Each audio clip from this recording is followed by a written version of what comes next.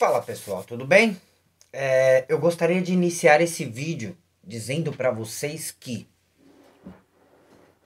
dia após dia e momentos após momentos, o Brasil se configura ainda como um dos países mais seguros do mundo na aviação civil. Nossas práticas adotadas ainda estão configuradas entre as melhores do mundo. Mas eu digo para você, às vezes o suficiente não é o bom. E o bom não é o suficiente. Eu vou ler trechos do relatório do acidente da Marília Mendonça, do Papa Tango Oscar November Juliette, e vou comentar. Então, mais do que uma leitura de relatório de acidente de voo, são as minhas opiniões e as duras críticas que eu vou fazer aos nossos regulamentos brasileiros que prorrogam a aviação civil. Então, antes de mais nada, eu quero convidar você a deixar um like, se inscrever no canal e comentar o que vocês acham sobre tudo o que aconteceu no acidente do avião da Marília Mendonça e sobre as minhas opiniões a respeito. Sendo assim, vamos lá, né? Roda a vinheta.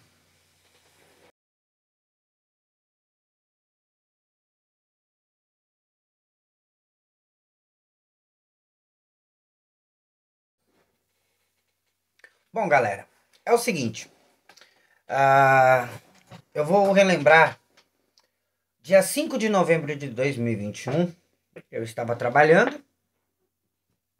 Quando eu cheguei no comércio da minha mãe, aqui no Jabaquara, São Paulo, onde eu fui criado, nasci, cresci, e onde começou a minha história com a aviação, em 1996, quando houve o acidente com o Fokker 100, aqui a uns metros da minha casa, tá? E quando eu cheguei na loja da minha mãe, nesse dia 5 de novembro de 2021, estava passando na televisão que havia ocorrido um acidente com o avião da Marília Mendonça. Só que prerrogativas iniciais falavam que ela estava bem, que tinha ido para o hospital. Mas, olhando os destroços da aeronave na cena do acidente, ainda assim na frente de todo mundo, eu falei para minha mãe, não, ali não tem sobreviventes, ali morreu todo mundo. Ela, como você sabe, eu falei, porque a aeronave ela não teve abalroamento frontal. O que ela teve foi uma queda que provocou o que a gente chama de afundamento. E o afundamento de carenagem. Tanto as aeronaves como nós, seres humanos, não estamos muito capacitados a impactos de cima para baixo ou de baixo para cima. Então, na minha cabeça já estava óbvio que ali não tinha sobrevivido ninguém. Principalmente porque até o resgate das pessoas na aeronave seria muito complicado, porque conforme há o esmagamento, as portas, as saídas de emergência, todas as saídas da aeronave acabam ficando muito obstruídas, enrijecidas, porque existe travamento, principalmente em aeronaves pressurizadas, como o King Air. King Air é uma aeronave que pode voar a 30 mil pés. Então a gente está falando de 10 mil metros de altura, aproximadamente, e já é uma altura na qual a aeronave precisa estar pressurizada. Então o fechamento das portas é com travamento. Mas enfim, pouco tempo depois se revelou que realmente foi notificada a morte da Marília, de todos os ocupantes a bordo da aeronave.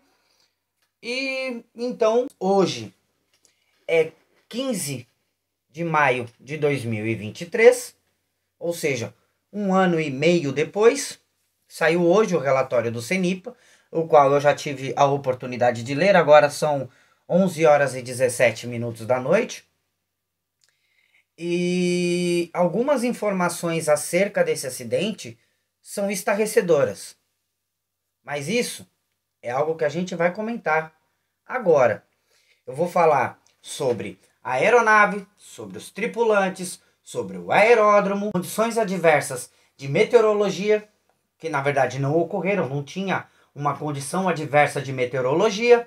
Vou falar sobre os motores, o entorno do aeródromo e vou falar sobre como o Brasil é um país ainda precário em muitas coisas, mas em muitas coisas mesmo. Então, vamos lá.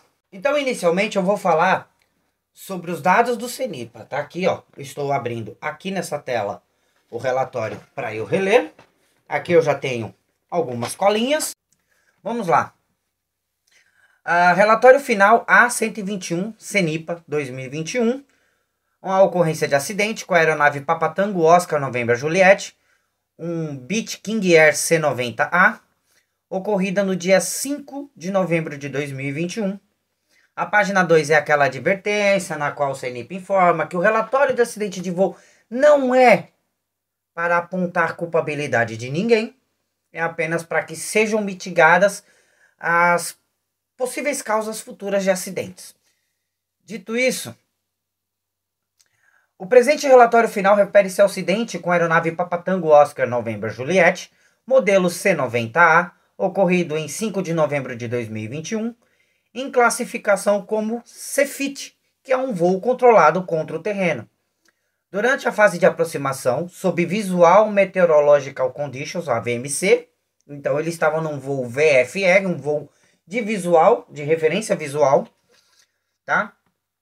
A aeronave colidiu contra um cabo de para-raios a uma linha de transmissão de energia na aproximação final para a cabeceira 02 do aeródromo de Caratinga, Sierra November Charlie Tango, Ubaporanga, cidade, Minas Gerais, acarretando a perda de controle e o impacto da aeronave contra o solo. A aeronave teve danos substanciais, os 2 pilotos e os 3 passageiros faleceram. Houve a designação de representante acreditado ao Transport Safety Board do Canadá, estado da fabricação do motor da aeronave. Essa é a sinopse e até aí tudo bem. Aí tem aqui um glossáriozinho, eu vou deixar link na descrição de tudo. Informações factuais, é um C-90A, Papatango Oscar November Juliette, fabricado pela Beech Aircraft, operado pela PEC Táxi Aéreo. A data e hora foi às 5 de novembro de 2021, 18h15 no horário UTC, horário da Inglaterra. Nome do local, Piedade de Caratinga. Tem latitude e longitude, município de Piedade de Caratinga. E o tipo de acidente, voo controlado contra o terreno. Lesões às pessoas, 2 tripulantes, 3 passageiros, todos fatais. A aeronave teve danos substanciais em toda a sua extensão. Ambos os motores se desprenderam. Houve a flexão da fuselagem e das asas para baixo e o seccionamento do cone de cauda. Tá? Outros danos, que foi o rompimento do cabo para-raios do vão entre as torres 8 e 9 da linha de transmissão operada em 69 kW da pequena central hidrelétrica de Pipoca, conforme a figura 2, que eu também vou deixar na descrição. A primeira análise que eu quero fazer são as informações acerca da aeronave. A aeronave é um C-90A, de número de série LJ1078, foi fabricado pela Beech Aircraft em 1984, o ano que eu nasci, e estava inscrita na categoria de registro de aeronave de transporte aéreo público não regular, que é o TPX, é o famoso táxi aéreo. Certificado de verificação de aeronavegabilidade, o CVA, estava válido até 1 de julho de 2022. As cadernetas de célula, motores e hélices estavam com as escriturações atualizadas. No diário de bordo que se encontrava na aeronave não foram identificadas quaisquer discrepâncias que tivessem resultado no mau funcionamento de algum sistema da aeronave. O C-90 era uma aeronave de estrutura metálica com cabine pressurizada, como eu tinha falado, teto operacional de 30.000 pés, asa baixa, bimotor turbohélice com empenagem convencional e trens de pouso também do tipo convencional com triciclo retrátil, ou seja, trem principal sob as asas, trem auxiliar abaixo do nariz da aeronave. O King Air é uma aeronave de estrutura metálica, blá blá blá, isso tudo repete. Tanto o trem de pouso auxiliar quanto o principal eram operados hidraulicamente e possuíam um atuador e carna-perna. O comando normal para extensão e retração era elétrico. os trens de pouso poderiam ainda ser acionados manualmente por meio de uma alavanca localizada no piso da aeronave, à esquerda do pedestal central da cabine de pilotagem. O sistema de flaps era composto por 4 superfícies, 2 em cada asa. As superfícies eram comandadas eletricamente por meio de uma alavanca de pedestal central, a qual possuía 3 posições: up, approach e down. A aeronave era equipada com o sistema EGPWS. Todas as indicações listadas estão dizendo que mesmo onde tinha chuva leve, havia uma chuva leve na região, mas todas as condições de voo estavam CAVOK ou próxima do CAVOK, ou Sailing and Visibility OK. Isso significa o quê? Que a aeronave estava pronta para um voo visual, que a região do aeródromo estava pronta para um voo visual e todas as condições eram favoráveis a isso. Caso isso não ocorresse, o plano de voo da aeronave permitiria que a aeronave fosse alternada para Belo Horizonte, para o aeroporto da Pampulha. Então, até aí, tudo ok. Lembrando, esse aeroporto é um aeroporto pequeno, ele não tem alguns recursos de segurança, como, por exemplo, o voo IFR, o pouso IFR. O primeiro impacto da aeronave ocorreu contra um cabo para-raios localizado no vão entre as torres 8 e 9 da linha de transmissão de 69 kV em Caratinga, da pequena hidrelétrica Pipoca. Segundo os relatos de observadores, após o impacto contra o cabo, a aeronave teria entrado em atitude normal, com grandes variações angulares de atitude, no caso, e inclinação. A aeronave colidiu contra o terreno rochoso com alta energia, às margens de uma cachoeira cerca de 730 metros à frente do cabo para-raios. Não foram identificados pontos de contato entre a aeronave e o solo no trecho compreendido entre o impacto com a rede e o impacto com o solo. Não aconteceu nada antes. Também não houveram relatos de explosões ou chamas no local, porém foi reportado forte odor de combustível nas imediações do local da parada dos destroços. O motor esquerdo, vide imagem, se desprendeu da asa ainda em voo, como consequência das forças inerciais e de impacto, vindo a parar cerca de 85 metros à frente da aeronave. No caso, retornando, o motor direito se desprendeu da asa no momento do impacto contra o solo, parou cerca de 9 metros à frente do seu ponto de fixação na aeronave e ficou parcialmente submerso na cachoeira. O trem de pouso auxiliar, juntamente com alguns fragmentos da seção dianteira, também se desprendeu e parou cerca de 30 metros à frente. Com exceção dos motores, do trem de pouso auxiliar e de pequenas partes da fuselagem, a maior parte dos destroços ficou concentrada no local de parada da aeronave. A estrutura tinha diversas deformações, dobras, amassamentos e fraturas, principalmente em decorrência do impacto contra o solo. O ângulo dos flaps indicados nos destroços era compatível com a posição approach, ou seja, a aproximação. Os estudos realizados não apontaram uma estimativa precisa do comportamento e das variações angulares da aeronave na trajetória compreendida entre um ponto de impacto com a torre e o ponto de impacto com o solo. No entanto, considerando a extensão dos danos, o padrão de deformação da fuselagem e das asas, assim como da reduzida distância percorrida em voo após o impacto contra o cabo para-raios, concluiu-se que a aeronave teve uma forte desaceleração da sua velocidade horizontal ainda em voo e impactou o solo com elevada razão de afundamento, com grande inclinação lateral para a esquerda e altitude próxima à nivelada. Ou seja, ele estava praticamente nivelado, certo? Com uma leve inclinação à esquerda, e ele fez esse movimento. O piloto em comando, o principal in charge, possuía o CMA de primeira classe válido, tinha 56 anos e havia realizado sua última inspeção de saúde, que é a INSPSAL, no dia 20 de novembro de 2020, ou seja, pouco menos de um ano antes, em clínica credenciada pela Agência Nacional de Aviação Civil.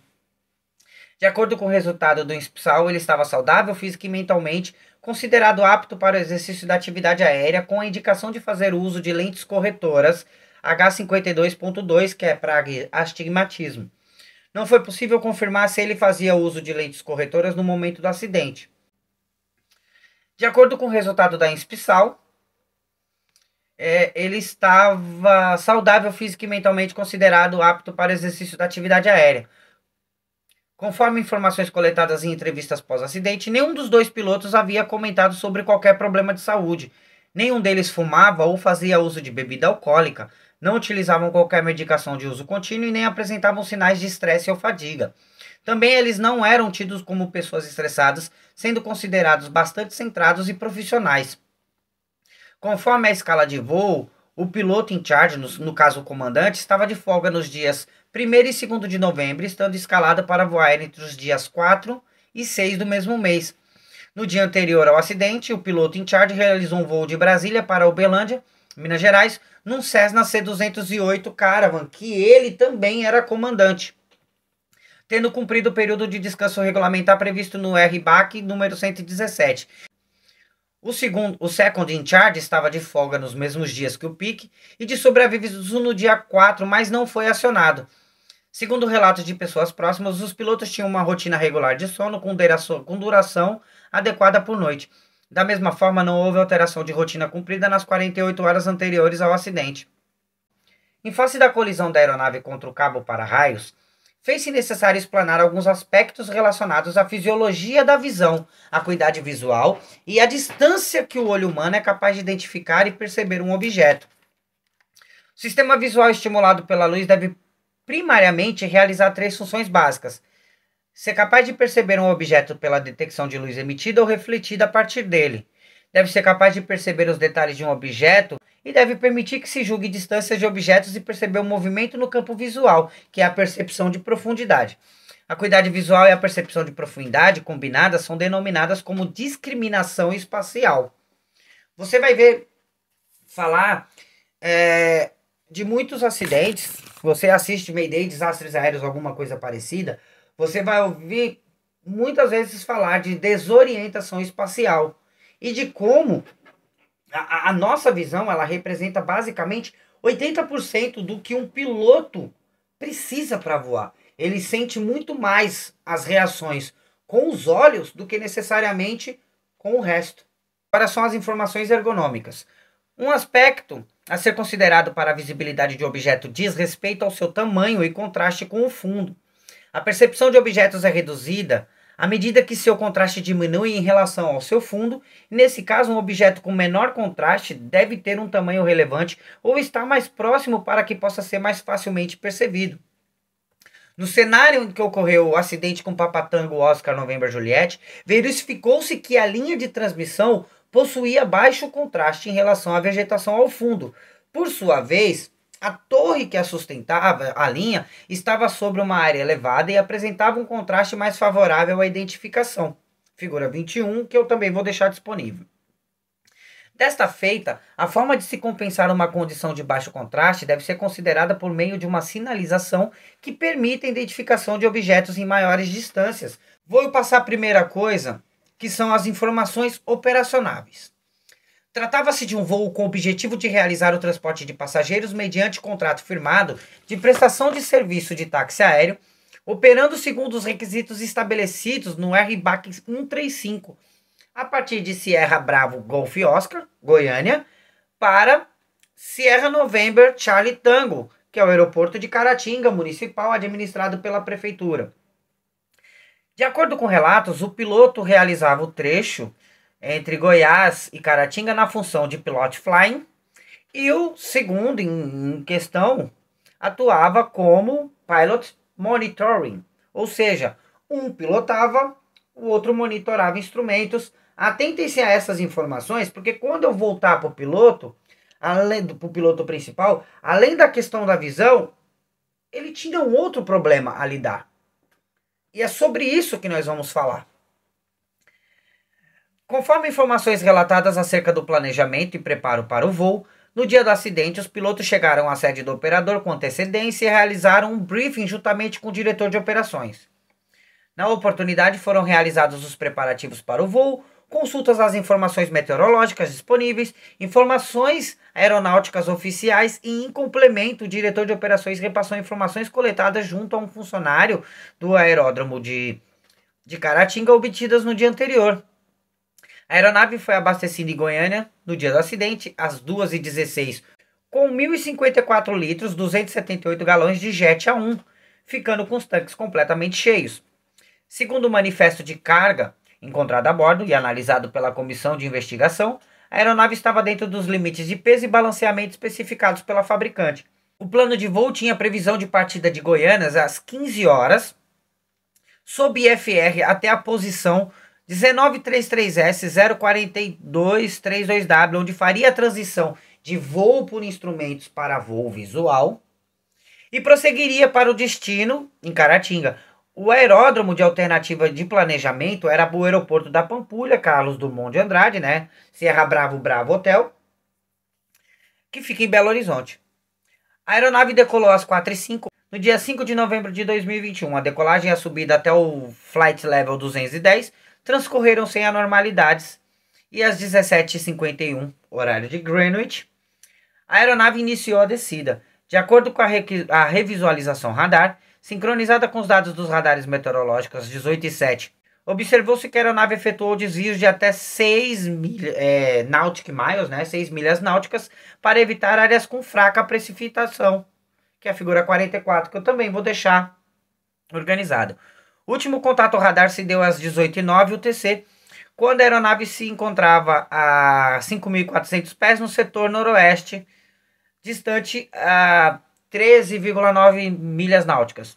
Uma vez que a operação no aeródromo de Caratinga se dava em espaço aéreo classe G e se restringia às regras VFR em período diurno, aplicavam-se os requisitos de tráfego aéreo estabelecidos na ICA 112, regras do ar de 2018, que prevê o seguinte: caberá ao piloto em comando de uma aeronave em voo VFR providenciar sua própria separação em relação a obstáculos e demais aeronaves por meio do uso da visão, exceto no espaço aéreo classe B, em que a separação entre aeronaves é de responsabilidade do ATC, porque o aeroporto de Caratinga não tem um ATC e também não tem um controle de solo.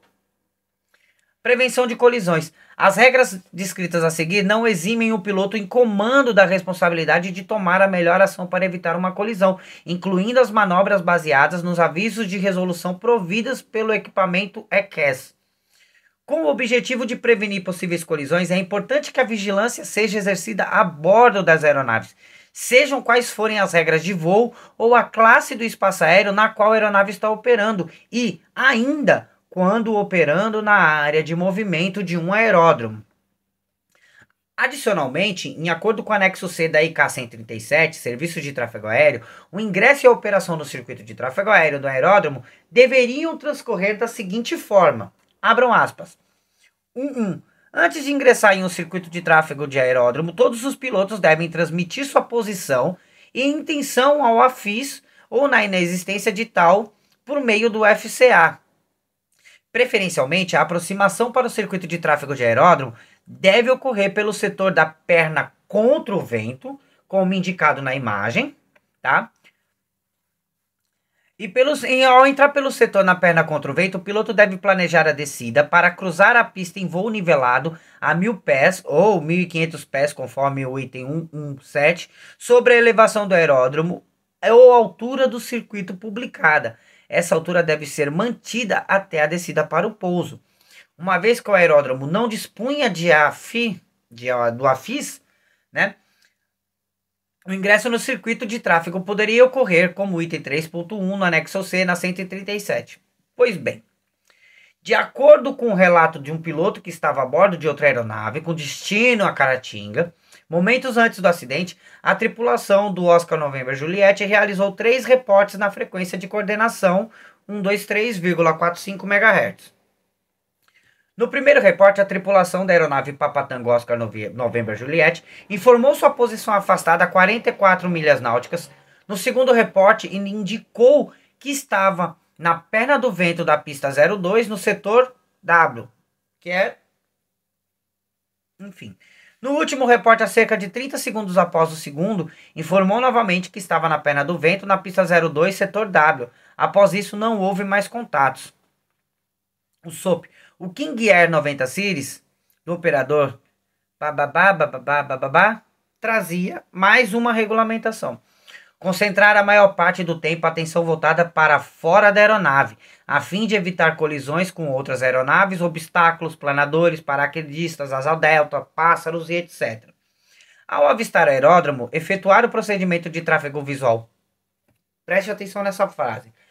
Ao avistar o aeródromo, efetuar o procedimento de tráfego visual padrão, ou conforme carta VAC, que é aquelas cartas de entrada e saída de aeródromo. Adicionalmente, o MGO do operador previa para avisos do EGPWS o não questionamento ou análise dos avisos e a execução da manobra evasiva no item 11.4, conforme transcrito abaixo. Resumindo, neste manual da operadora da PEC Táxi Aéreo, não previa que o piloto tivesse a autoridade de inibir um aviso de too low terrain ou don't sink ou qualquer um dos avisos de que a aeronave estava baixa demais, pull up, qualquer coisa não teria. Vamos lembrar uma coisa, tá? Por causa de uma regulamentação, digamos assim, não metódica, não focada 100% em segurança, aeronaves de táxi aéreo, em alguns determinados tamanhos e escalas, etc., elas não precisam ter CVR e FDR. Ou seja, ela não precisa de ter um gravador de voz e um gravador de dados. Esta aeronave não tinha nenhum dos dois. Naquilo que diz respeito ao GPWS, no entanto, deve-se considerar que o fabricante do equipamento facultava ao piloto a possibilidade de inibir os alertas quando voando sob VFR, uma vez que o sistema poderia emitir alertas incômodos. Tal possibilidade se dava pelo fato de que, sob o VFR, a separação em relação ao terreno deveria se dar por meio de referências visuais. Segundo o PTO do operador, no seu anexo C, manobras de voo do Bell C-90, os parâmetros de aproximação visual e pouso, tal aproximação era dividida em fases, com procedimentos de voo a serem executados em cada uma delas. E os parâmetros obedecidos deveriam ser: A. Na perna do vento, baixar flaps para approach e manter a velocidade indicada de 120 nós. No través da pista, tinha que baixar o trem de pouso e manter a reta por 30 segundos antes de realizar a curva para a perna base. Na perna base, manter a velocidade de 120 nós ou mais 10 nós em caso de voo monomotor.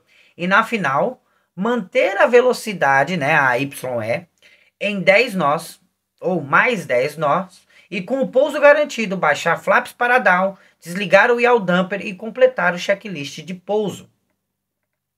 Um observador que aguardava o pouso do Oscar November Juliet em Caratinga visualizou a aeronave ingressando na perna do vento na pista 2. Em seguida, ele perdeu de vista por algum tempo. No momento em que o observador conseguiu visualizar a aeronave novamente, ela estava bem próxima das elevações, alinhada na final da pista 02 de Caratinga, com os faróis acesos. Na sequência, ele ouviu um barulho e avistou a aeronave girando em direção ao solo.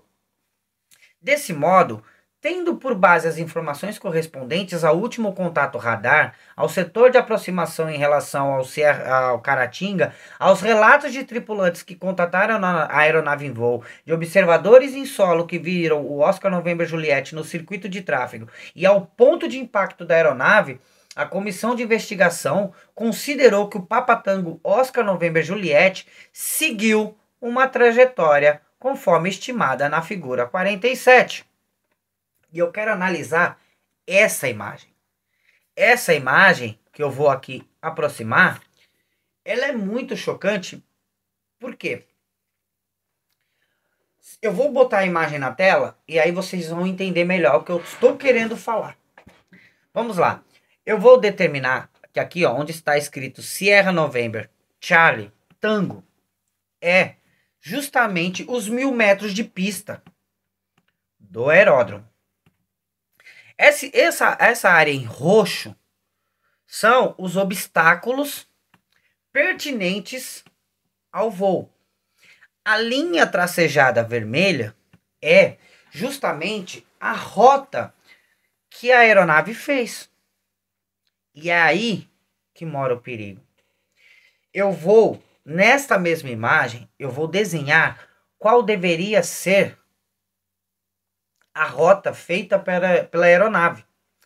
E você vai olhar e você vai entender que a aeronave ela não precisava passar por perto dessa linha de 69 kW. Essa é a grande questão. Segundo o relatório, e eu vou continuar lendo, a colisão contra o cabo para-raios da linha de transmissão, a imagem vai continuar na tela, tá? Ocorreu em uma posição alinhada com o prolongamento da pista a 2,5 milhas náuticas da cabeceira 02 e a uma altura de 922 pés em relação à pista. Naquele ponto, a aeronave estava cerca de 115 pés de altura em relação ao terreno, onde estava localizada a Torre 8, com rampa de 3,46 graus a cabeceira 02. Que eu só vou botar a figura 48 para se entender que os traços vermelhos são os pontos onde há elevação e a linha verde seria a rampa, o ponto estimado de impacto, certo? Considerando-se o tráfego padrão previsto no PTO do operador para uma perna de vento realizada com velocidade de 120 nós, o afastamento até o início do enquadramento da perna base correspondia a 1 milha náutica. Uma vez que o impacto contra os cabos se deu a 2,5 milhas náuticas da cabeceira, constatou-se que houve um afastamento da perna do vento em uma distância que excedeu 1,5 milha náutica daquela prevista no programa do operador. E aí a gente vai parar um pouquinho, porque eu até vou falar das características das linhas de transmissão. Mas agora eu quero me voltar ao regulamento. O grande problema é que quando você está falando de um aeródromo que tem deficiências em relação a radar, em deficiência que tem em relação a voo IFR, a instrumentação, que basicamente a única coisa que funciona é o PAP, o nosso regulamento não prevê que sim, a aeronave em questão, seja ela qual for, tem que fazer uma aproximação padrão, ela tem que fazer uma decolagem padrão. Mas deveria ser determinante que fazer a aeronave padrão, e aí cabe o discernimento do piloto,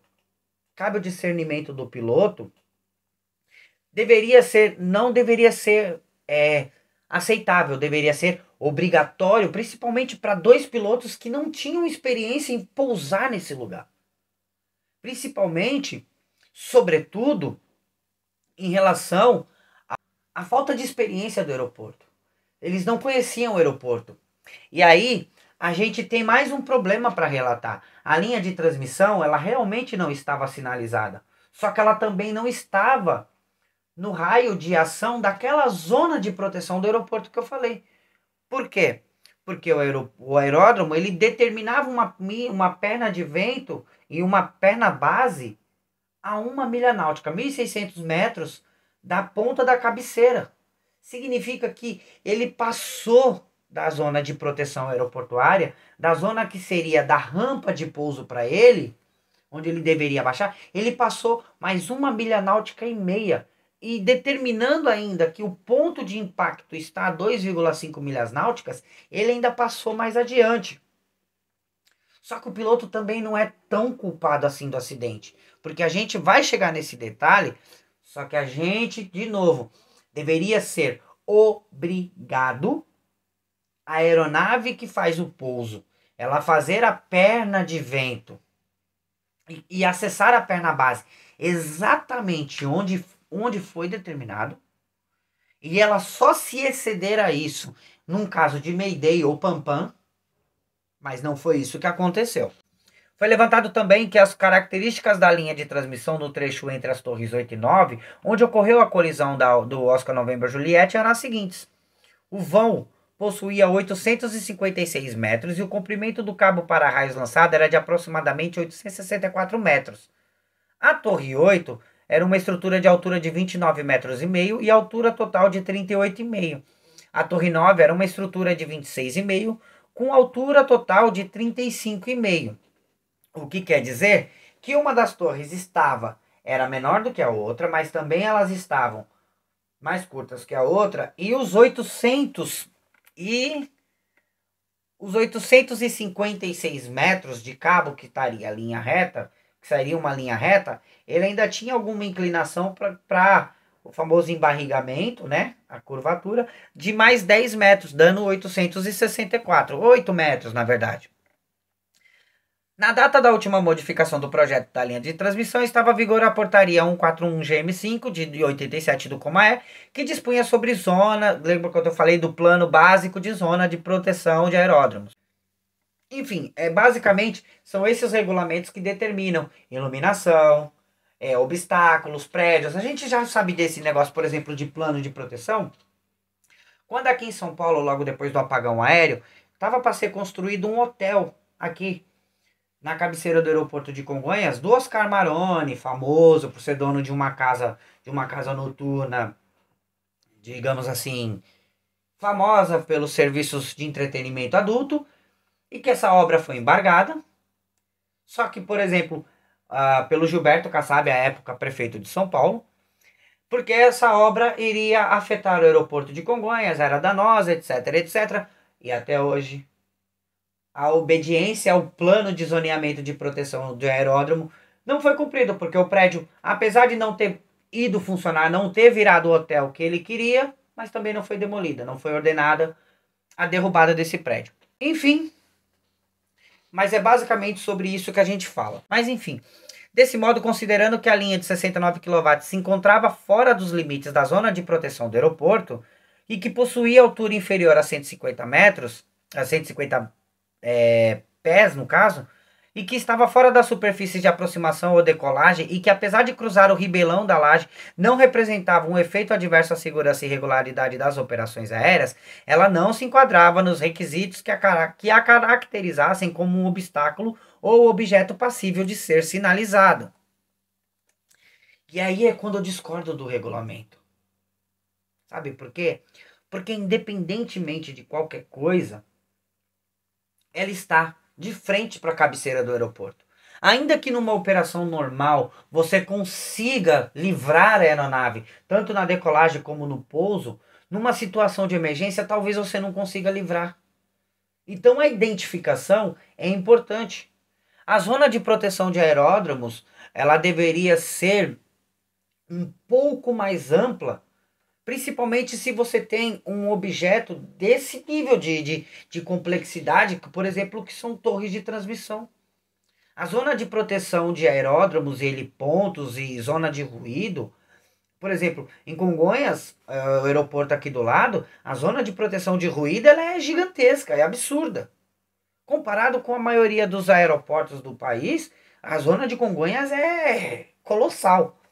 Em compensação, em cidades pequenas, em aeroportos pequenos, que em condições já são um pouco degradadas, de FR, de outras situações que mitiguem os riscos de acidente, a zona de proteção aeronáutica deveria ser muito maior. A gente já teve problemas. Ainda que a nossa aviação seja uma das mais seguras do mundo, a gente continua tendo problemas com esses tipos de coisa. A gente continua tendo problemas com aeronaves que sofrem para pousar ou, por exemplo, em arremetidas na perna de vento, calculam mal, fazem tudo errado. E que, por exemplo, o acidente dos Mamonas Assassinas foi um acidente em que erro de cálculo de perna de vento ocasionou uma colisão da aeronave contra a montanha.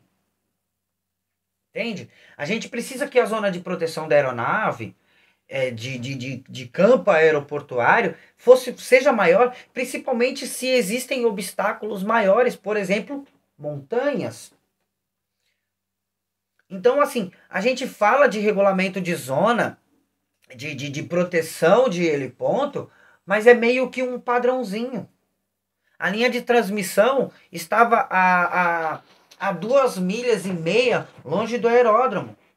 Só que o problema é o seguinte: a aeronave em si, ela estava sendo pilotada por um piloto que passou aproximadamente 10 anos operando em linha aérea, operando um Airbus A320.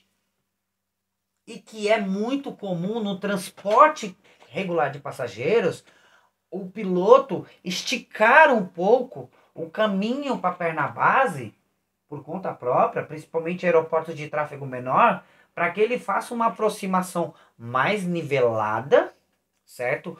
Com uma rampa de descida mais plana e que ele consiga controlar melhor a velocidade e também o toque na pista. Então, basicamente, o piloto queria fazer um pouso que a gente chama de pouso manteiga. Ele quis fazer um pouso manteiga, mas por algumas outras características, incluindo a linha de transmissão, a aeronave acabou colidindo e caiu. Análise. A aeronave King Air C-90A estava registrada na categoria TPX, táxi aéreo, e era operada pela PEC Táxi Aéreo Limitada. A manutenção da aeronave era realizada na sede do próprio operador ou por empresa terceirizada de acordo com os requisitos aplicáveis. O operador utilizava o programa de manutenção recomendado pelos fabricantes da aeronave, dos motores, das hélices e dos componentes. De acordo com os registros de manutenção, as cadernetas de célula, motores e hélices estavam com as escriturações atualizadas. As últimas inspeções da aeronave do tipo 200 horas e fase 4 foram concluídas em 13 de setembro de 2021, pouco menos de 2 meses antes, estando com 170 horas e 9 minutos voados após. O certificado de verificação de aeronavegabilidade estava válido até julho de 2022, até dia 1º de julho. No diário de bordo que se encontrava a aeronave não foram identificadas quaisquer discrepâncias que tivessem resultado em mau funcionamento de algum sistema.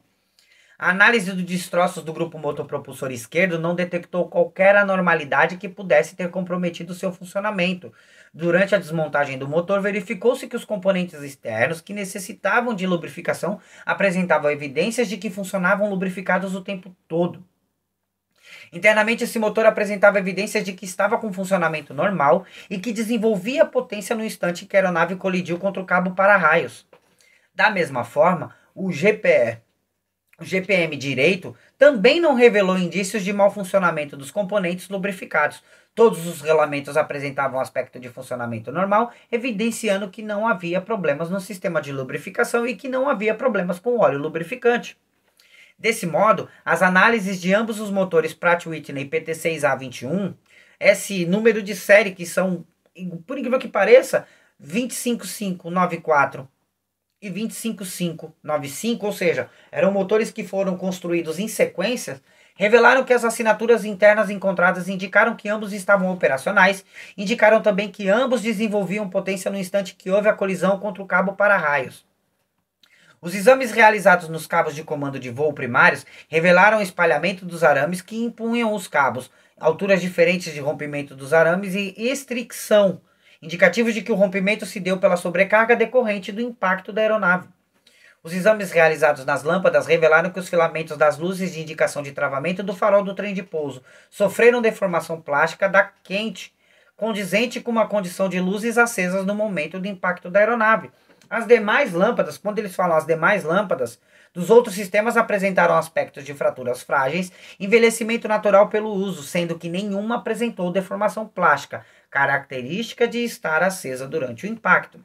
O que ele quis dizer é que a luz do trem de pouso e dos faróis estava acesa, todas as outras luzes que indicariam emergência estavam apagadas, ou seja, a aeronave não tinha nenhuma indicação de que ela estava sofrendo alguma pane. Assim sendo, as condições dos filamentos das lâmpadas analisadas apontaram para um funcionamento normal do trem de pouso e para a inexistência de luzes de advertência acesas no painel de alarmes da aeronave no momento do impacto.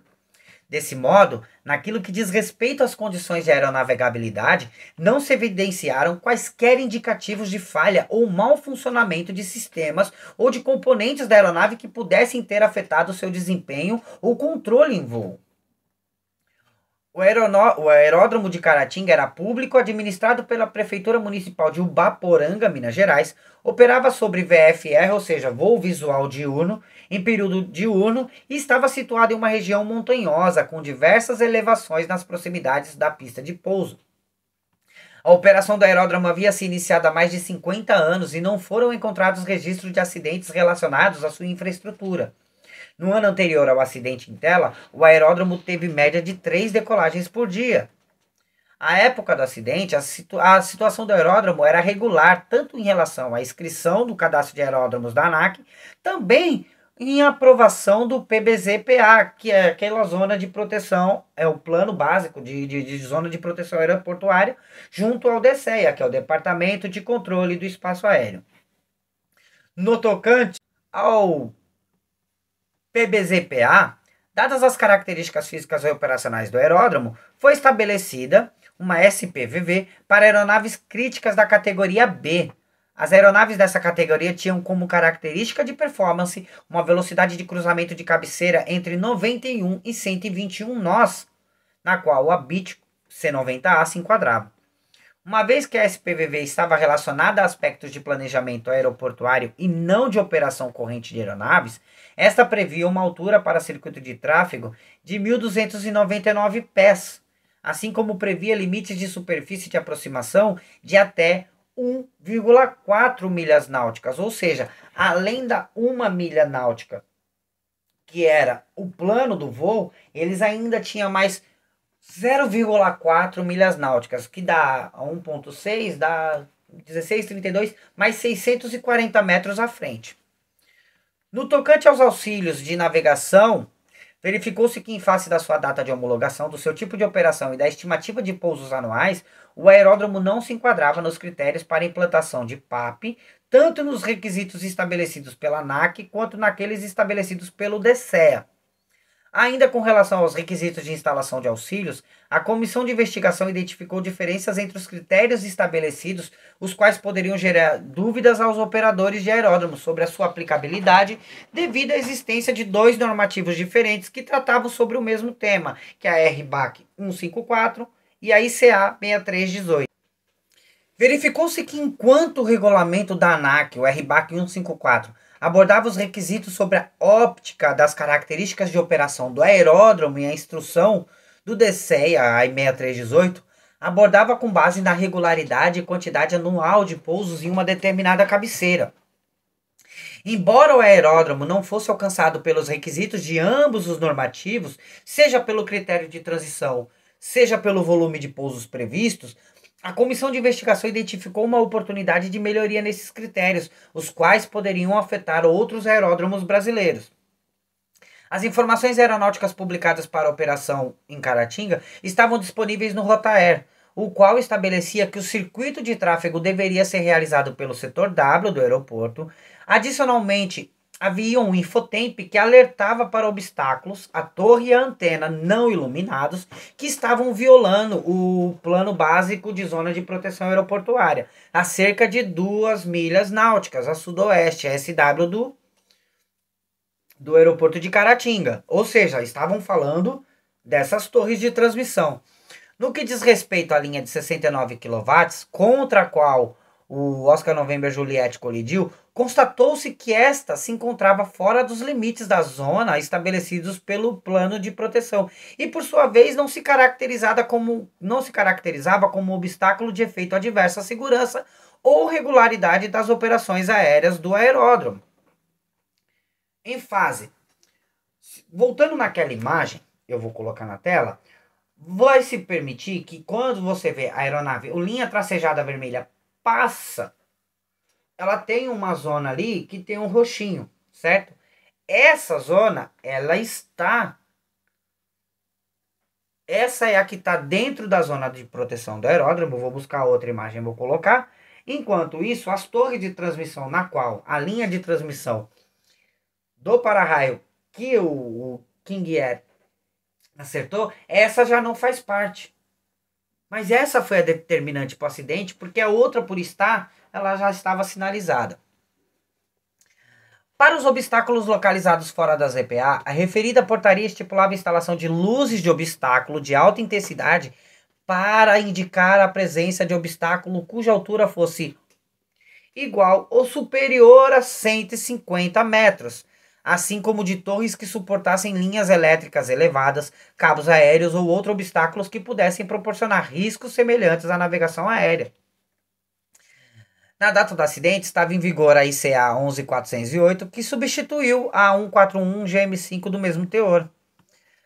A referida ICA acrescentava algumas condições em que o objeto deveria ser sinalizado além daquelas já previstas na citada ainda. Tais condições, no entanto, diziam a respeito de objetos caracterizados como obstáculo dentro dos 3.000 metros da borda interna das superfícies de aproximação ou decolagem, assim como linhas elétricas elevadas, cabos suspensos ou outros objetos.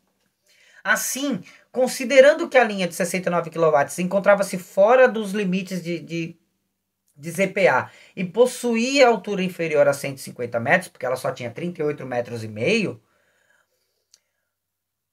e que estava fora das zonas de superfícies de aproximação ou decolagem, apesar de cruzar o ribeirão, apesar de estar na linha reta de uma zona de aproximação, ela não se enquadrava nos requisitos que a caracterizassem como um obstáculo ou objeto passível de ser sinalizado. Naquilo que diz respeito à organização e ao gerenciamento do operador da aeronave, verificou-se que a empresa possuía um ambiente de clima de trabalho amistoso e favorável, que cumpria os compromissos de acordo com a lei do aeronáutico e não existiam sinais de competitividade, pressão ou desrespeito entre seus colaboradores. Os funcionários se sentiam valorizados e consideravam o trabalho estável.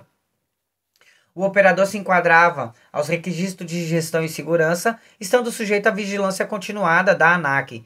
Em 2017, foi submetido a uma inspeção presencial em sua base principal, na qual foram verificados o setor de operações e o gerenciamento de risco. Na ocasião, a ANAC constatou não conformidades que em 2018 foram corrigidas e a ANAC, por sua vez, encerrou o processo de inspeção, aceitando como satisfatórias as ações corretivas que foram informadas pelo operador. O piloto tinha 56 anos de idade, era piloto há 33 anos e acumulava 16.352 horas de voo em aeronaves dos modelos C-90, C-90A, Cessna 208B Grand Caravan, Cessna 535, Cessna 550, MU-2B, PA-31, PA-34 e A319-320. Ele foi contratado por um operador para a função de comandante em julho de 2020 e já havia acumulado 299 horas e 6 minutos nas aeronaves C-90 e C-90A da empresa. Em 2019, ele foi submetido à avaliação psicológica pelo CMA e, na ocasião, foram aplicados testes de personalidade, atenção, memória e raciocínio, que tiveram resultado favorável. De acordo com o resultado da INSPSAL, ele estava saudável, considerando apto para o exercício da atividade aérea, com a indicação de fazer uso de lentes corretivas H52.2 de astigmatismo. No dia anterior do acidente, ele realizou um voo de Brasília para Uberlândia, na aeronave C-208, tendo cumprido o período de descanso regulamentar previsto no RBAC 117. O Pique era considerado por familiares e pessoas próximas como uma pessoa tranquila, carismática, comprometida e que nos momentos livres se dedicava à família e à religião. Conforme relatos colhidos, ele estava satisfeito, pois se identificava com o ambiente de trabalho e estava conseguindo se dedicar mais à família. Ele era visto por colegas e pela chefia como um profissional padrão, pois demonstrava rigor técnico e preocupava-se em seguir à risca todos os procedimentos previstos pelo operador. Ele também não tinha histórico de problemas interpessoais com colegas de trabalho. O copiloto tinha 37 anos de idade, era piloto há 13 anos e acumulava 2.768 horas e 24 minutos de voo em aeronaves dos modelos Cessna 208, 208 Bravo, C-90, C-90A. Ele foi contratado pelo operador para a função de copiloto em abril de 2021 e cerca de 167 horas e 36 minutos nas aeronaves C-90 e C-90A da empresa. Deixa eu só explicar um pouco da discrepância de horas de voo de alguém que tinha 13 anos e só tinha menos de 3.000 horas de voo, para alguém que tinha 33 anos de pilotagem e já tinha mais de 16.000 horas. Por média aritmética, o copiloto deveria ter muito mais horas de voo, porém, ele passou um tempo trabalhando como instrutor de escola de voo. Então, por isso ele teve um bom tempo que ele voou menos. Mas isso vai ser passado em algum lugar. O copiloto em 2019 foi submetido à avaliação psicológica para a revalidação do CMA e na ocasião foram aplicados aqueles testes de personalidade, atenção, memória, raciocínio, que deram resultado favorável. De acordo com o resultado do INSPSAL, ele estava saudável física e mentalmente, considerado apto para o exercício da atividade aérea. O copiloto estava de folga nos mesmos dias que o piloto e de sobreaviso no dia 4 de novembro, mas não foi acionado, tendo cumprido assim o descanso regulamentar. Ele era considerado por pessoas de seu convívio um profissional esforçado, autodidata nos assuntos relacionados à aviação e que buscava novos conhecimentos para se manter atualizado. Em seus momentos livres, costumava se dedicar à família e ao estudo. No ambiente do operador, ele era considerado por seus pares e chefia como um profissional que se destacava por seu comprometimento profissional e pela capacidade técnica. Segundo relatos de pessoas próximas, ambos os pilotos tinham uma rotina regular de sono com duração adequada por noite. Da mesma forma, não houve alteração da rotina cumprida nas 48 horas anteriores ao acidente. Conforme informações coletadas em entrevistas pós-acidente, nenhum dos dois pilotos havia comentado sobre qualquer problema de saúde, nenhum deles fumava, nem fazia uso de bebida alcoólica. Não utilizavam qualquer medicação de uso contínuo e nem apresentavam sinais de estresse. De acordo com as informações levantadas, nenhum dos dois pilotos apresentava problemas familiares, pessoais, financeiros ou de ordem psicológica que pudessem interferir no desempenho em voo. No que diz respeito às interações entre o piloto e o copiloto, de acordo com as informações, eles mantinham uma boa relação de amizade. Ambos foram elogiados pelos colegas de trabalho pela postura ética e por se comportarem de maneira que privilegiava a sensatez e o bem-estar coletivo. Durante o voo do acidente, um piloto de outra aeronave que se aproximava para pouso, também em Caratinga, relatou ter ouvido as comunicações do Oscar November Juliette. Conforme relatado, não percebeu diferença e alterações nas transmissões, sugerindo que até aquele momento tudo corria dentro da normalidade. Os exames realizados pós-acidente não detectaram fármacos metabólicos, drogas de abuso, praguicidas, álcool nos pilotos. O exame pericial concluiu que a causa da morte de ambos foi por politraumatismo contuso, ou seja, contusões, impactos. Adicionalmente, com base nos laudos da necrópsia, avaliadas a gravidade e a multiplicidade das lesões foram apresentadas, concluiu-se que as lesões foram fatais, com morte imediata e resultante das forças do impacto. Portanto, com base nas informações de fatores humanos levantadas, não se evidenciaram alterações do ponto de vista médico, assim como questões de ordem psicológica que pudessem ter afetado o desempenho dos pilotos em voo. Em suma, também poderia ter sido verificado, por exemplo, que os pilotos tivessem havido algum mal súbito ou que eles tivessem morrido antes mesmo da colisão. Não. Quando eles dizem que eles morreram do politraumatismo, contuso, etc, etc, significa que eles verificaram que as conduções, essas pancadas, causaram a morte dos pilotos e não que pudesse ter, por exemplo, havido mal súbito, perca de morte por falta de respiração ou qualquer dano, parada cardíaca, etc. O voo que resultou no acidente tinha o objetivo de realizar o transporte de passageiros mediante contrato firmado de prestação de serviço de táxi aéreo, operando segundo os requisitos estabelecidos no RBAC 135, a partir de Goiânia para Caratingas, Sierra Bravo Golf Oscar, Sierra November Charlie Tango. O planejamento e os preparativos transcorreram normalmente conforme a rotina dos pilotos. A aeronave foi abastecida e os tanques ficaram completamente cheios com autonomia suficiente para cumprir a etapa até o destino com jet A1. A decolagem ocorreu às 16h05 UTC e o voo transcorreu no Flight Level 210 conforme previsto no plano de voo. De acordo com as gravações dos órgãos de controle, verificou-se que a aeronave manteve contato rádio integral com os órgãos de controle de tráfego aéreo, ou seja, todas as comunicações eles fizeram. As comunicações do Oscar November Juliette com o ACCBS foram realizadas de maneira coordenada e clara, não tendo sido evidenciada qualquer anormalidade na operação. No último contato realizado com a CCBS, este confirmou o cancelamento do plano do IFR às 17h57 UTC e informou desconhecer tráfego que interferisse na descida da aeronave do Oscar November Juliette, liberando-a da frequência daquele órgão de controle. Durante a descida, a aeronave realizou pequenos desvios para evitar áreas com fraca precipitação. Precipitação, chuva. A despeito dessas áreas de precipitação, as condições meteorológicas estavam favoráveis ao voo visual na região, apresentando base de nuvens esparsas acima de 4.000 pés e visibilidade superior a 10 quilômetros. O vento soprava no quadrante sul e sudeste com fraca intensidade. O último contato radar se deu às 18 horas 9 minutos e 10 segundos UTC, quando a aeronave se encontrava a 5.400 pés no setor NW, ou seja, Northwest, distante 13,9 milhas náuticas do aeródromo.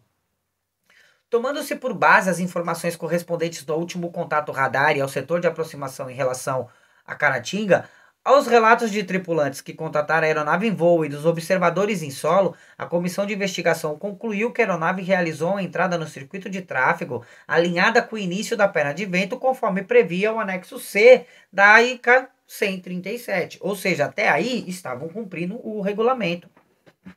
Após ingressar na perna de vento, a aeronave deveria iniciar o enquadramento para a perna base após 30 segundos do través da cabeceira da pista em uso. No caso do King Air C-90A, para uma perna do vento realizada com velocidade de 120 nós, o afastamento até o início do enquadramento da perna base corresponderia à distância de 1 milha náutica, 1.600 metros. Constatou-se, no entanto, que a colisão contra o cabo para-raios na linha de transmissão ocorreu em uma posição alinhada com o prolongamento da pista a uma distância de 2,5 milhas náuticas da cabeceira 02. No momento da colisão contra o cabo para-raios, a aeronave estava configurada com trem de pouso baixado, com os faróis acesos e com os flaps na posição de pouso. Considerando-se as marcas deixadas pelo cabo nos spinners e na fuselagem, constatou-se que a aeronave atingiu o cabo com a parte superior do nariz e que ela estava com as asas niveladas no momento do impacto. Tendo por base a configuração da aeronave, a inclinação das asas, a posição da aeronave em relação ao eixo da pista, infere-se, ou seja, se determina que, no momento da colisão, a tripulação buscava se enquadrar em uma final mais longa que a normal para a categoria da aeronave. Que é aquela figura, a imagem que eu passei. A despeito de não haver quaisquer limitações operacionais da aeronave ou de tráfego aéreo que restringissem o alongamento da perna de vento, a comissão de investigação buscou inferir as razões pelas quais esse procedimento tivesse ocorrido durante aquela operação. E aí vem a questão que eu falo do piloto ser piloto de linha aérea. Uma vez que o piloto havia operado por 10 anos em empresa regida pelo RBAC 121, que é o transporte aéreo regular, como copiloto de Airbus A319 e A320, considerou-se que ele pode ter optado por alongar a perna do vento a fim de buscar uma aproximação final mais longa, a qual tende a ser mais confortável para os passageiros, o famoso pouso manteiga.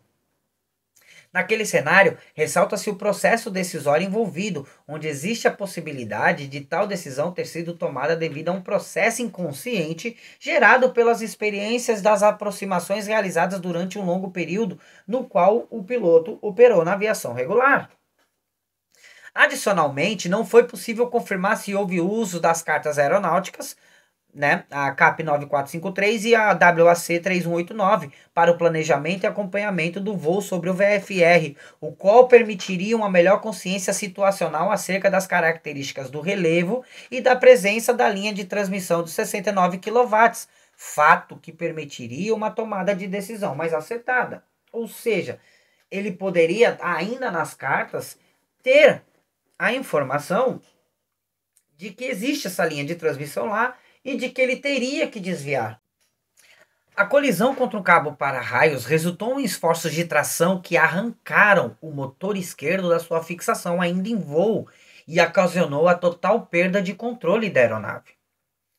Considerando a extensão dos danos, o padrão de deformação da fuselagem e das asas, assim como a reduzida distância percorrida em voo após o impacto contra o cabo para-raios, concluiu-se que a aeronave teve uma forte desaceleração da sua velocidade horizontal ainda em voo e impactou o solo com elevada razão de afundamento, com grande inclinação lateral para a esquerda e altitude próxima da nivelada. O ponto de toque do cabo para-raios na fuselagem se deu contra a parte superior do nariz, em uma posição ligeiramente à projeção daquelas saídas laterais, onde tem, às vezes, porta-objetos, onde fica o radar. É sempre ali. uma posição ligeiramente à frente da projeção da porta do compartimento de equipamentos eletrônicos. Eu vou deixar a imagem. Naquilo que se refere à possibilidade de visualização do cabo, deve-se considerar que tal ponto estava situado abaixo da linha divisada, ou seja, abaixo da linha de visão do para-brisa da aeronave. Em um momento do voo em que as atenções estariam direcionadas para a pista de pouso. Significa que, como eles estavam olhando adiante para a pista, eles estavam com uma visão acima de onde estaria o cabo. Então, provavelmente eles não viram nem o toque. Outro aspecto a ser considerado para a visualização do cabo para-raios diz respeito ao seu baixo contraste em relação à vegetação ao fundo, fato que resultava em uma percepção reduzida e, consequentemente, diminuía as chances de avistamento do cabo em grandes distâncias. Adicionalmente, o PIC possuía indicação para fazer uso de lentes corretoras devido a um diagnóstico de astigmatismo. Uma vez que não foi possível confirmar se o PIC fazia uso de lentes corretoras no momento do acidente, deve-se considerar que em uma eventual ausência das lentes haveria certa redução da sua equidade visual e da percepção de profundidade. Por fim, tendo em vista o cenário todos os elementos identificados nesse acidente, constatou-se que, uma vez que a aproximação foi iniciada a uma distância consideravelmente maior que aquela esperada para uma aeronave de categoria de performance B, e com uma separação em relação ao solo muito reduzida, os riscos de colisão contra objetos os quais não poderiam ser identificados com a antecipação necessária se tornaram significativamente elevados. 3.1 Fatos. Os pilotos estavam com o CMA válido. Os pilotos estavam com as habilitações de multimotor e IFR válidos. Os pilotos estavam qualificados e possuíam experiência no tipo de voo válidos. A aeronave estava com o CVA válido até julho de 2022. A aeronave estava dentro dos limites de peso e balanceamento. As escriturações de caderneta, bloco, célula, motores estavam atualizados. Não se evidenciou qualquer condição de falha de componentes da aeronave que pudesse ter afetado as condições de voo. Não se evidenciaram alterações de ordem médico-psicológica, tanto no dia anterior ao acidente quanto no dia do acidente, que pudessem ter afetado o desempenho dos pilotos. As condições meteorológicas estavam propícias ao voo. A situação do aeródromo era regular, tanto em relação à inscrição de aeródromos na ANAC, também quanto à aprovação ao PZPA, que é o Plano Básico de Zona de Proteção de Aeródromo, e também ao DCEA. O aeródromo possuía superfícies de proteção de voo visual, SPVV que a gente fala, para aeronaves críticas de categoria de performance B. Havia uma linha de transmissão de 69 kW fora dos limites da zona de proteção do aeroporto. A linha de transmissão não se enquadrava nos requisitos que qualificassem como obstáculo. O cabo para-raios da linha de transmissão possuía baixo contraste em relação à vegetação.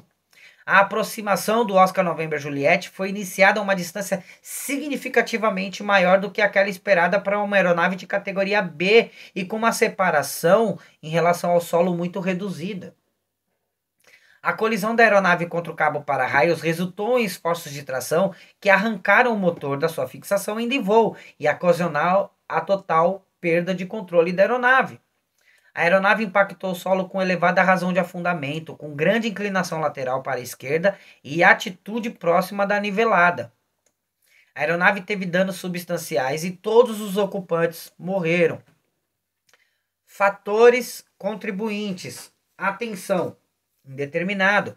Foi constatada a possibilidade de que a tripulação do Oscar November Juliet estivesse com atenção total, visão focada, direcionada para a pista de pouso em detrimento de manter uma separação adequada com o terreno em aproximação visual. E eu não concordo. Essa parte eu não concordo. Porque se tem um pilot flying e um pilot monitoring, um dos dois teria que ver a carta. Um dos dois saberia que ele não poderia estar voando naquela altura.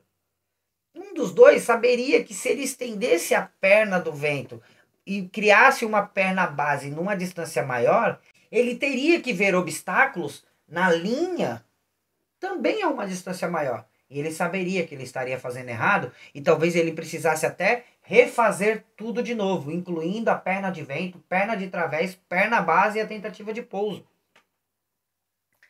Julgamento de pilotagem. Contribuiu. No que diz respeito ao perfil de aproximação para pouso, houve uma avaliação inadequada acerca de parâmetros da operação da aeronave, uma vez que a perna do vento foi alongada em uma distância significativamente maior que aquela esperada para uma aeronave de categoria B em procedimentos de pouso sob VFR. A memória e colocam indeterminado.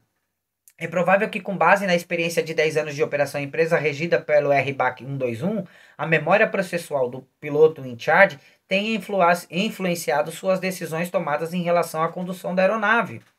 O hábito de realizar aproximações com final longo em outro tipo de operação pode ter ativado sua memória processual envolvendo as atividades cognitivas e habilidades motoras tomando as ações automatizadas em relação ao perfil executado no acidente.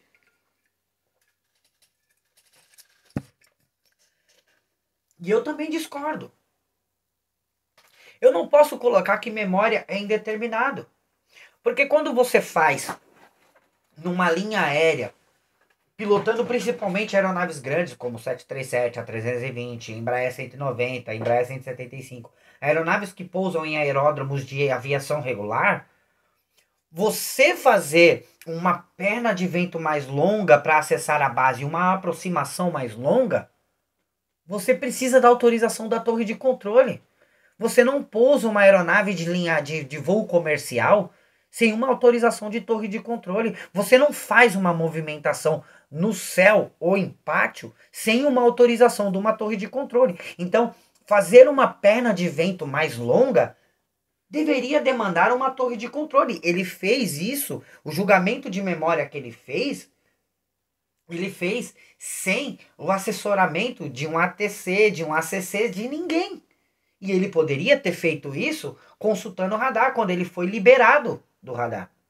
Ele foi liberado da comunicação via rádio. Mas ele não fez. E ele não fez de memória porque uma perna mais longa demandava você olhar a carta e ter mais atenção a distâncias maiores. Então, como eu falei, se ele está pilotando um A320, é a torre que autoriza ele fazer uma perna mais longa. Ele não vai fazer sozinho. E mesmo que ele estando numa aeronave de táxi aéreo, se ele faz isso num aeroporto grande como Congonhas, Guarulhos, Confins, Pampulha, ele precisa da autorização da torre para fazer essa perna mais longa. Ele fez isso num aeroporto menor, mas a memória contribuiu, porque se a memória não tivesse contribuído, ele teria lembrado que ele precisava da autorização da torre. Ele teria lembrado que ele precisava ler a carta com mais atenção porque ele estava usando uma distância maior. Então é fator contribuinte. Mas quem sou eu? Planejamento de voo indeterminado. Uma possível não utilização das cartas aeronáuticas disponíveis CAP 9453 e WAC 3189, que tinham por finalidade atender às necessidades do voo visual, pode ter contribuído para uma baixa consciência situacional acerca das características do relevo no entorno do aeródromo e da presença da linha de transmissão que interferiu na aproximação para pouso da aeronave. Mas também está errado. Para mim, o planejamento de voo não contribuiu. Porque ele saiu do aeroporto de Goiânia, ele saiu do aeródromo de Goiânia com um plano de voo. Ele deveria seguir o plano de voo, principalmente porque ele não tinha experiência nesse aeroporto. Então, na verdade, o plano de voo não contribuiu. O que contribuiu foi o não cumprimento do plano de voo. Então, na minha cabeça, na minha mentalidade, como alguém que é muito chato em relação à segurança, as outras 3 informações, de todas as 3 informações, a única informação que o relatório acertou foi na questão do julgamento de pilotagem. Então, quando a gente fala que o planejamento do voo ele coloca como indeterminado e eu coloco como não contribuiu porque um planejamento era eficiente, quando ele abandonou o regulamento, ou quando ele abandonou o plano de voo, o julgamento de pilotagem, ou seja, a ausência de cumprimento do plano de voo, que contribuiu. Memória contribuiu, tá certo? E a atenção também contribuiu, porque se ele foi pela memória e ele desrespeitou o planejamento do voo, automaticamente a atenção dele faltou, porque ele não viu as cartas. E é simplesmente assim, tá certo? Minha opinião. Recomendações de segurança. Pá, pá, pá. Aí vem as recomendações. Ao CENIPA. Divulgar os ensinamentos escolhidos nessa investigação às empresas que operam segundo os requisitos na RBAC 135, táxi aéreo, a fim de promover o incremento da cultura de segurança operacional e gerenciamento de risco. Ao CENIPA, também, realizar gestões juntos ao DCEA no sentido de harmonizar os requisitos da RBAC 154 com a IK 6318.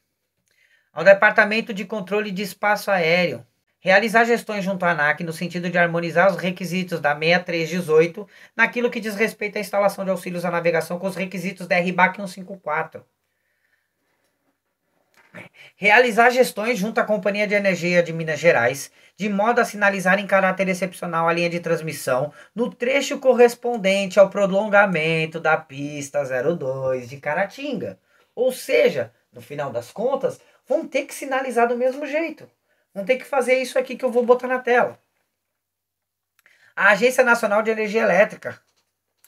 Avaliar em coordenação com o DCE o estabelecimento de requisitos de sinalização de redes de transmissão e de distribuição nos arredores de aeródromos, notadamente daqueles situados em regiões com relevo acidentado, com vistas à prevenção de acidentes aeronáuticos.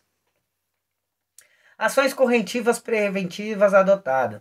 A ANAC realizou em 9 de junho de 2022 uma inspeção de vigilância no operador da aeronave, adotando novas diretrizes para aferição de maturidade do sistema de segurança. Enfim, na ocasião foi utilizada a nova escala PAOE, que considerava as iniciais da sigla para a descrição dos níveis presente, adequado, operacional e efetivo.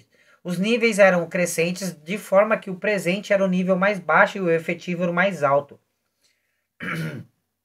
Caso fosse constatado que um predeterminado item era adequado, ficava implícito que ele estava presente, e que, se constatado que estava operacional, ficava implícito que estava presente e adequado, e assim por diante. A escala PAOE estava lá, tudo bem. A escala foi aplicada conforme as orientações das diretrizes e um checklist indicava qual nível da escala precisava estar evidente para que a questão fosse considerada conforme. Por ocasião da inspeção, constatou-se que os elementos processos de identificação de perigos e processos de avaliação e controle de riscos não atingiram o nível operacional. Como resultado dessa inspeção, o operador formulou um plano de operações corretivas de modo a elevar o nível de maturidade do seu sistema de segurança. Fizeram uma nova carta, né, a VAC, uma carta de aproximação visual para Caratinga. De acordo com o item, a finalidade dela é proporcionar às tripulações de voo informações que lhes permitam passar da fase de voo em rota e de descida para a fase de aproximação de pouso na pista planejada mediante as referências visuais. Com o intuito de elevar a consciência situacional dos pilotos que operam no aeroporto de Caratinga, o DCE editou a VAC com entrada em 20 de abril de 2023, o qual eleva a altitude de tráfego no aeródromo para 3.300 pés e alerta quanto aos riscos do afastamento além de 1,5 milhas náuticas da cabeceira. Com esse detalhamento do perfil de tráfego aéreo, espera-se que ocorra uma maior separação das aeronaves em relação ao terreno e em relação a outras aeronaves em procedimento de pousos naquele aeródromo. E isso foi efetuado em 15 de maio de 2023. Quero falar somente sobre o piloto, tá? O comandante. Vou passar tudo, tá? O comandante, em 20 de junho de 2020, ele foi contratado pelo operador, indicado por funcionário da empresa e, após participar do processo seletivo, foi contratado sem restrições. Ele foi designado para a função de comandante de aeronave Cessna 208 a partir de 30 de junho de 2020 e de Beechcraft C-90 e C-90A a partir de 19 de setembro de 2020. Conforme relatos escolhidos, ele estava satisfeito, pois se identificava com o ambiente de trabalho, estava conseguindo se dedicar à família e, devido ao fato de a carga horária ser menor, bem como a base do operador ser próxima da sua residência. Lembrando que o piloto e o copiloto, eles moravam em Brasília, sede da PEC, ali na região de Brasília, Goiânia, e eles muitas vezes iam juntos para o aeroporto, então um levava o outro. Ah, no ambiente de trabalho ele era visto por colegas e pela chefia como um profissional padrão, pois demonstrava rigor técnico e preocupava-se em seguir à risca todos os procedimentos previstos pelo operador. Ele também não tinha histórico de problemas interpessoais com colegas de trabalho. No que diz respeito ao seu histórico operacional, a comissão de investigação verificou que ele havia trabalhado no período entre 19 de março de 2007 a 1º de setembro de 2017 em empresa regida pelo RBAC 121 como copiloto de A319 e 320. Devo julgar pelas datas que ele era piloto da Latam ou da Avianca. Devo julgar, não tenho certeza. De acordo com os dados coletados em determinado momento, ele teve baixo desempenho em treinamentos realizados em simuladores de voo na função de pilot flying. As dificuldades apresentadas estavam relacionadas com sua habilidade para o voo manual, consciência situacional e julgamento de pilotagem, principalmente quando ocorria um aumento na carga de trabalho durante as sessões. Nos referidos treinamentos, as orientações dos instrutores eram direcionadas para que ele buscasse uma evolução no seu refinamento de sua pilotagem, aprimoramento do gerenciamento de cabine e da consciência situacional em situações anormais. Sendo orientado, o Pique apresentava uma evolução satisfatória após os feedbacks, mas carecia de reforço quando apresentava queda em seu desempenho. Em contrapartida, seu histórico revelou um bom desempenho como pilot monitoring, com bom monitoramento, assertividade e trabalho em equipe. E aí, do restante a isso, tudo certinho, todos os treinamentos, tudo foi básico. Vamos lá. O fato do comandante ele ter alguns problemas, como eles colocaram aqui, era quando ocorria aumento da carga de trabalho, que aí ele perdia um pouco de habilidade de voo manual, consciência situacional e julgamento de pilotagem. Na minha cabeça, tá? E eu tinha que ler isso, não é fator determinante, porque para que ele tivesse, que justamente esse problema causasse alguma coisa na queda, a aeronave teria que ter tempo de ser pilotada após o impacto com o cabo para-raio da linha de transmissão e, infelizmente, conforme determinado, eles não tiveram tempo. Eles não tiveram a menor chance.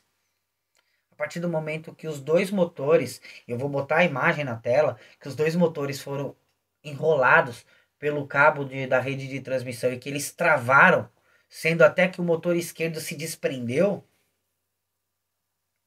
eles não tiveram a menor chance. Então essa falta de habilidade dele em organização situacional e o gerenciamento de cabine em situações anormais, eles nem tiveram essa chance. O comandante nem teve essa chance de tentar resgatar a aeronave. Não deu tempo. A perda de controle da aeronave foi instantânea. Eu poderia até dizer que essa aeronave foi catapultada pela forma do impacto na tela. Eu vou deixar a imagem. Pela forma do impacto na tela, é capaz dessa aeronave ter sido catapultada. E simplesmente, daí pra frente, é um abraço. Eu sinto muito pela família da Marília Mendonça, dos outros dois passageiros, no caso o tio dela, pelas famílias dos pilotos, pela família da PEC Táxi Aéreo. E eu queria comentar isso. A gente precisa ser um pouco situado na questão da nossa organização de transporte aéreo. A gente não precisa que uma linha de transmissão esteja na cabeceira de uma pista ou na reta da cabeceira de uma pista para que ela seja bem sinalizada. As torres de transmissão de energia, elas estavam na cor cinza. Mas não faria mal nenhum se elas fossem construídas em laranja. Para que fosse facilmente identificada. De preferência, laranja fluorescente. Para que quando o raio do farol batesse, do farol da aeronave batesse, fosse fácil identificar. Que independentemente de onde as linhas de transmissão estivessem, elas tivessem as bolas que eles colocam de iluminação, para que fosse mais fácil de identificar. Porque é muito difícil um piloto que está voando a 200 quilômetros por hora, 100 quilômetros por hora, a qualquer velocidade, você vê um negócio que, quando muito, tem essa grossura aqui, ó. Tô falando de 10 centímetros. Sabe? Teve o erro de julgamento do piloto, erro de memória operacional do piloto, erro de não manter o plano de voo. Foi. Mas ele não cometeu nenhum desses erros para derrubar a aeronave. Ele não cometeu nenhum desses erros com uma intenção criminosa ou numa condição que fosse, por exemplo, de tentar fugir do plano de voo para que o voo fosse mais curto, para que ele tivesse uma condição mais satisfatória. Não, ele simplesmente alongou, e a gente precisa lembrar que no relatório diz que estavam com pequenas precipitações, então provavelmente a área de pouso poderia estar úmida, pista úmida. Então uma aproximação mais nivelada, com menos rampa, mais suave, também poderia proporcionar para ele uma frenagem da aeronave mais rápida na pista. E é somente isso.